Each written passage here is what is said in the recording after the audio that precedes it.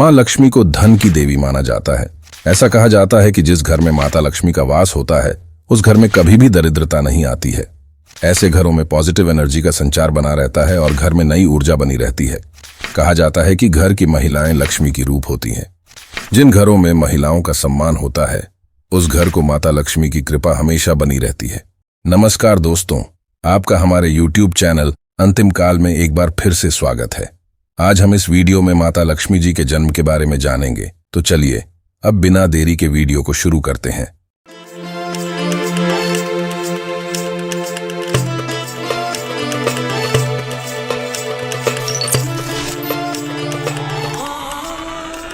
समुद्र मंथन से कुल 14 तरह के रत्न आदि उत्पन्न हुए थे। उनको देवों और असुरों ने आपस में बांट लिया था। पहले हलाहल विष निकला, फिर कामधेनु गाय, उच्चय, श्रवा नामक सफेद रंग का घोड़ा, ऐरावत हाथी, कौस्तुभ मणि, कल्पद्रुम ग्रंथ, रंभा नामक अप्सरा के बाद महालक्ष्मी निकली। कहते हैं कि महालक्ष्मी के रूप में सोना निकला था जिसे भगवान विष्णु ने धारण कर लिया। इसके बाद वारुणी नामक मदिरा, फिर चंद्रमा, फिर पारिजात का वृक्ष, फिर पांचजन्य शंख, धन्वंतरि वैद्य और अंत में अमृत निकला था। समुद्र मंथन के दौरान माता लक्ष्मी की उत्पत्ति भी हुई। लक्ष्मी अर्थात श्री और समृद्धि की उत्पत्ति। समुद्र मंथन से उत्पन्न लक्ष्मी को कमला कहते हैं, जो 10 महाविद्याओं में से अंतिम महाविद्या है। समुद्र से महालक्ष्मी जी के प्रकट होने से चारों दिशाओं में ऐसा प्रकाश फैला कि समुद्र मंथन का कार्य कुछ समय के लिए रुक गया था। महालक्ष्मी जी की कांति, भव्य स्वरूप और अद्भुत छटा को देखकर देवता हों या असुर सभी अपनी सुध बुध खो बैठे। माता लक्ष्मी जी को देखकर सभी समझ गए कि समुद्र मंथन से प्रकट होने वाली ये सबसे बड़ी शक्ति है। हर कोई उनकी कृपा और आशीर्वाद पाने के लिए उन्हें प्रसन्न करने में जुट गया। क्षीर सागर से प्रकट होने के बाद महालक्ष्मी जी का किस प्रकार स्वागत हुआ, इसका भी वर्णन विष्णु पुराण में है। सागर से प्रकट होते ही सभी ऋषि, मुनि, देवता और राक्षस उनकी स्तुति करने लगे। सभी देवताओं ने उन्हें सुंदर आसन पर विराजमान किया। सभी ऋषि मुनियों ने पूजा सामग्री इकट्ठा कर पूरे विधि विधान से भगवती महालक्ष्मी का अभिषेक किया और उनकी पूजा आराधना की। चारों दिशाओं में मृदंग, नगाड़े, शंख, वीणा आदि बज रहे थे और चारों तरफ खुशियां छाई हुई थीं। माता लक्ष्मी जी ने जैसे ही भगवान विष्णु जी को देखा, उन्होंने अपने हाथों में पकड़ी हुई कमलों की माला उनके गले में डाल दी।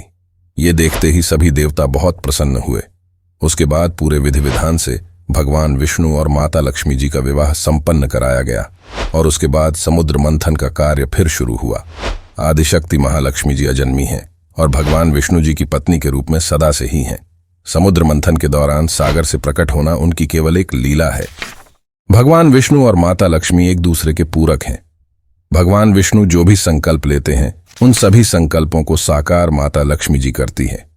माता लक्ष्मी सागर में विराजमान होकर पति पत्नी के आदर्श रूप को प्रकट करती हुई विष्णु जी के चरण दबाती रहती है। जब जब भगवान विष्णु पापों का नाश करने के लिए धरती पर अवतार लेते हैं तब माता लक्ष्मी जी उनकी सहभागिनी बनकर ही अवतार लेती है। माता सीता और माता रुक्मिणी देवी लक्ष्मी जी के ही अवतार हैं। कहा जाता है कि भगवान विष्णु और माता लक्ष्मी की पूजा एक साथ ही फलदायी होती है। अगर माता लक्ष्मी जी की पूजा अकेले की जाए तो वह निष्फल मानी जाती है, क्योंकि माता लक्ष्मी अपने भक्तों पर तब और भी ज्यादा प्रसन्न होती हैं जब उनसे पहले उनके पति यानी भगवान श्री विष्णु जी की पूजा आराधना की जाए। भक्त ध्रुव ने जब भगवान विष्णु की उपासना शुरू की तो माता लक्ष्मी जी की कृपा उन्हें अपने आप ही प्राप्त हो गई। लक्ष्मी जी ने ध्रुव को अपना पुत्र मानकर उस पर अपनी सारी ममता लुटा दी।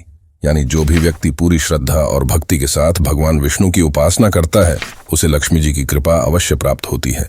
तो ये थी माता लक्ष्मी जी की अद्भुत कहानी। अगर आपको ये वीडियो अच्छी लगी हो तो इस वीडियो को लाइक करें और ऐसे ही वीडियोस देखने के लिए चैनल को सब्सक्राइब करें और अपने दोस्तों के साथ शेयर करें।